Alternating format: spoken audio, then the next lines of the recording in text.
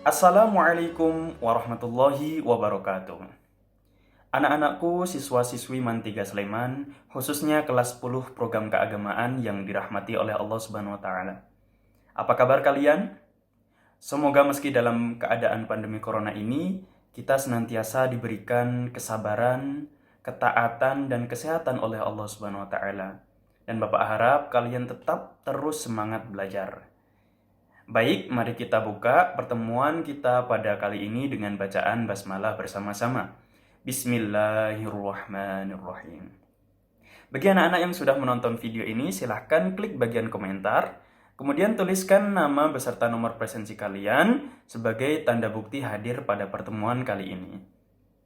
Nah, anak-anak, pada pertemuan sebelumnya, kita sudah belajar tentang ilmu qiraat.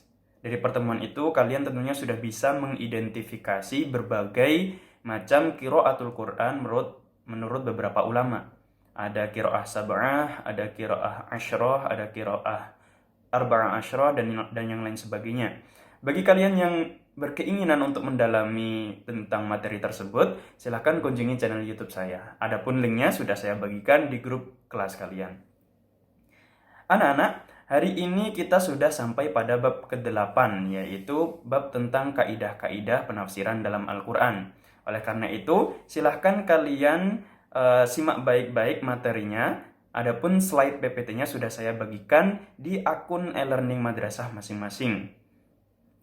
Baik, materi kali ini yaitu kaidah penafsiran dalam Al-Quran. Simak baik-baik tayangan video berikut ini ya. Baik anak-anak, materi kita pada kali ini adalah kaidah-kaidah dalam menafsirkan Al-Quran. Materi ini ada di bab 8 mata pelajaran ilmu tafsir jurusan keagamaan kelas 10. Adapun tujuan pembelajaran kita pada hari ini adalah yang pertama, memahami kaidah-kaidah dalam menafsirkan Al-Quran. Di sini ada 5 kaidah. Kaidah yang pertama yaitu kaidah jamak dan mufrad. Yang kedua kaidah mudzakkar dan muannas. Yang ketiga kaidah dhamir. Yang keempat kaidah nakirah dan ma'rifah, dan yang terakhir yaitu kaidah soal dan jawab. Itu adalah kompetensi yang pertama. Kompetensi yang kedua, kalian diminta menunjukkan contoh kaidah dalam menafsirkan Al-Quran.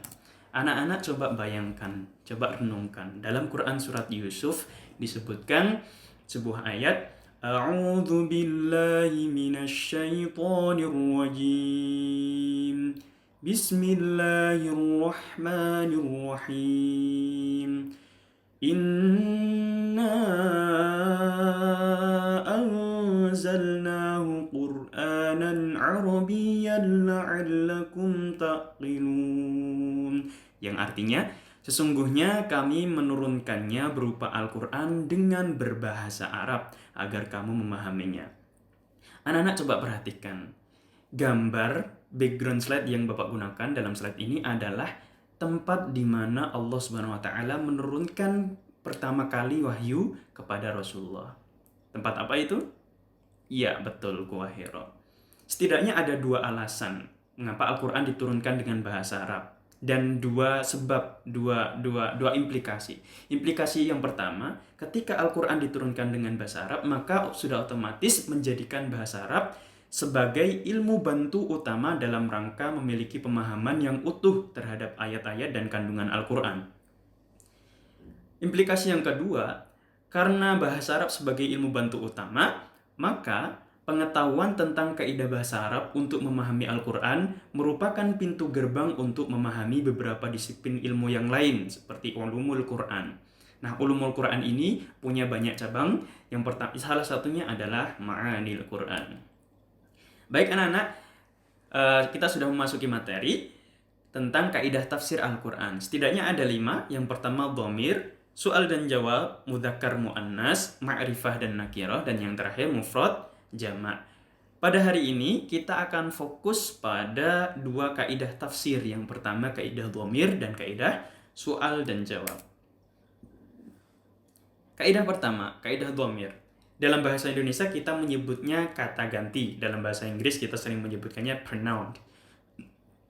Kajian ini sangat penting dalam ilmu tafsir karena pemahaman suatu ayat itu tergantung bagaimana kita menguasai kata ganti, dhamir itu sendiri. Selanjutnya dalam ilmu tafsir, Dhamir ini fokus pembahasannya adalah adanya madlul atau yang ditunjukkan oleh dhamir yang disebut juga marji atau biasa disebut juga dengan marja.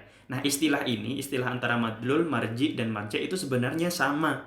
Akan tapi cuma beda nama saja. Tetap kalau madlul, marji, sama marja itu sebenarnya yang dimaksud sama.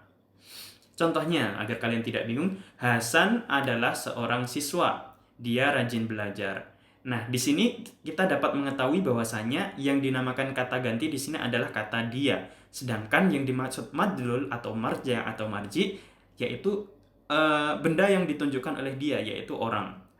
Hasan. Nah, jadi posisi Hasan di sini disebut madlul, marji atau marja. Nah, kita lanjutkan. Adapun kaidah dhamir dalam penafsiran Al-Quran itu sendiri terbagi menjadi 3. Yang pertama, ketika marja atau marji atau madlul itu disebutkan secara eksplisit sebelum dhamir. Nah, kaidah ini sebagaimana terdapat pada Quran Surat Hud ayat 42. Ayatnya berbunyi, Bismillahirrahmanirrahim. وَنَادَى نُوحٌ ابْنَهُ وَكَانَ فِي مَعْزِلٍ يَا بُنَيَّ ارْكَبْ مَعَنَا. Di sini kalian bisa perhatikan ada kata ganti, ada dhamir. Dhamirnya di sini adalah dhamir huwa, kata ganti hu, yang melekat pada kata isim ibna. Nah, kalau di sini kalau saya tanya, manakah madlul dalam ayat ini? Iya, benar. Madlul dalam ayat ini adalah kata Nuh. Nah, itu kaidah yang pertama. Kaidah yang kedua adalah ketika madlul tidak disebutkan secara nyata, melainkan dibayangkan saja dalam kata sebelumnya. Sebagaimana dalam Quran Surat Al-Ma'idah ayat 9. Ayatnya berbunyi, Ala alla ta'dilu, i'dilu huwa aqrabu littaqwa. Di sini kata gantinya adalah kata gantinya adalah huwa. Nah, di sini kalian mungkin agak kesulitan menemukan mana yang madlul ya. Mana marjanya sih, mana marjinya. Nah, di sini karena tidak disebutkan, nggak ada nama orang, nggak ada kata benda ya. Akan tapi kalian bisa membayangkan di sini. Membayangkan dengan memperhatikan artinya, yaitu i'dilu, berlaku adillah, karena titik-titik aqrabul taqwa. Titik-titik ini yang dimaksud apa? Yang dekat dengan takwa ini apa? Otomatis ini tersimpan dalam kata i'dilu, yaitu berlaku adillah. Berarti yang dimaksud huwa di sini apa? Keadilan. Kaidah yang ketiga yaitu ketika madlul disebutkan secara nyata sesudah dhamir. Nah, kaidah ini terdapat dalam Quran Surat Toha ayat 67. Yang bunyinya, فَأَوْجَسَ فِي نَفْسِهِ خِيفَةً مُوسَى. Nah, di sini madlulnya disebutkan setelah dhamir. Berarti kaidah yang ketiga ini adalah kebalikan kaidah yang pertama. Kaidah yang ketiga, dhamirnya adalah dhamir hi yang melekat pada kata nafsihi. Kemudian madlulnya adalah sudah otomatis, yang dimaksud adalah Nabi Musa. Itu adalah kaidah dhamir. Kaidah yang kedua yaitu kaidah as-su'al wal jawab. Ketika kita membaca Al-Quran, kita seringkali menemukan adanya dialog, baik itu antara sahabat dengan Rasulullah, orang-orang kafir dengan Rasulullah, maupun perbincangan antara orang-orang kafir itu sendiri, bahkan kaum Bani Israel juga. Nah, Al-Quran, ulama-ulama ulumul Quran telah menjelaskan, telah menetapkan beberapa kaidah. Setidaknya ada 3 kaidah utama penggunaan as-su'al wal jawab dalam Al-Quran. Di antaranya yaitu yang pertama, yaitu jawaban sesuai dengan pertanyaan. Yang kedua, jawaban adalah inti dari soal itu sendiri untuk menunjukkan kecocokan terhadap maksud pertanyaan, sehingga penanya tidak mengulangi lagi pertanyaannya karena sudah paham. Yang ketiga, kaidah yang ketiga, jawaban lebih detail atau malah membingungkan penanyanya. Untuk lebih jelasnya, mari kita simak slide berikut ini. Yaitu kaidah yang kedua, jawaban adalah inti dari soal itu sendiri untuk menunjukkan kecocokan terhadap maksud pertanyaan. Ini terdapat dalam Quran Surat Yunus ayat 34. Coba kita baca bersama-sama. Bismillahirrahmanirrahim. Qul hal min syurakaikum man yabda'ul khalqa thumma yu'iduh Qulillahu yabda'ul khalqa thumma yu'iduhu fa anna tu'fakun. Nah, dalam ayat ini terdapat pertanyaan dan terdapat jawaban. Kalau Ananda bisa, coba tentukan mana pertanyaannya. Iya, betul. Pertanyaannya adalah ayat yang diawali dengan kata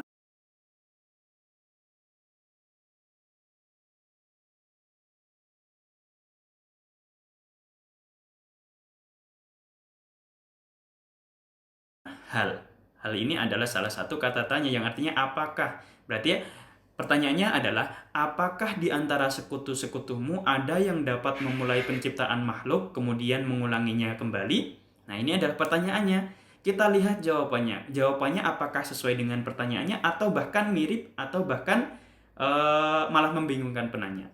Jawabannya adalah Qulillahu yabda'ul khalqa tsumma inti dari soal itu jawaban adalah jawabannya adalah Allah sendiri yabda'ul khalqa sama mirip sekali. Tujuannya apa?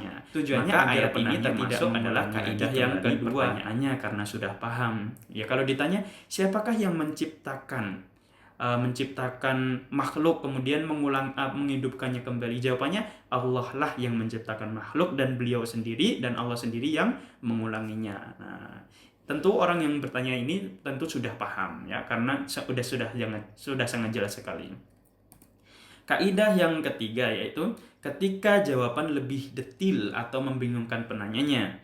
Nah, ini disebutkan dalam Quran surat Yasin ayat 78 sampai 79 yang bunyinya Qala man yuhyil 'idhama wa hiya ramim Qul yuhyiha alladhi ansha'aha awwala marrah. Nah, di sini dua ayat ini terdapat pertanyaan dan jawaban. Pertanyaannya yang mana? Iya, benar. Pertanyaannya diawali dengan Man yuhyil 'idhama wa hiya ramim. Siapakah yang dapat menghidupkan tulang belulang yang telah hancur luluh? Nah, di sini dijawab, tapi jawabannya tidak langsung to the point. Harusnya kan jawabannya udah pasti Allah, tapi tidak dijawab langsung to the point, tapi malah lebih detail atau mungkin bagi orang yang tidak paham malah membingungkan.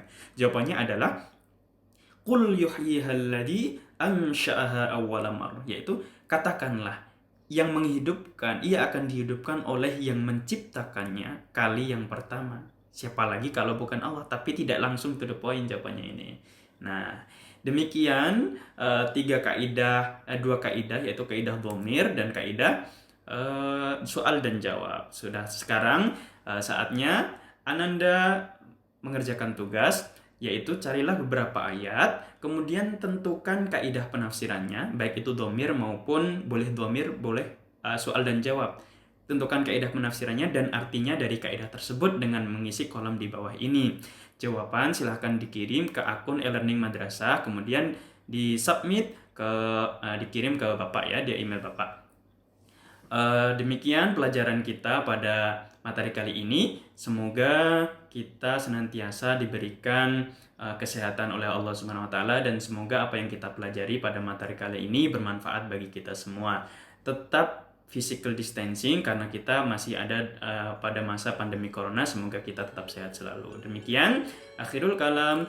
Wassalamualaikum warahmatullahi wabarakatuh.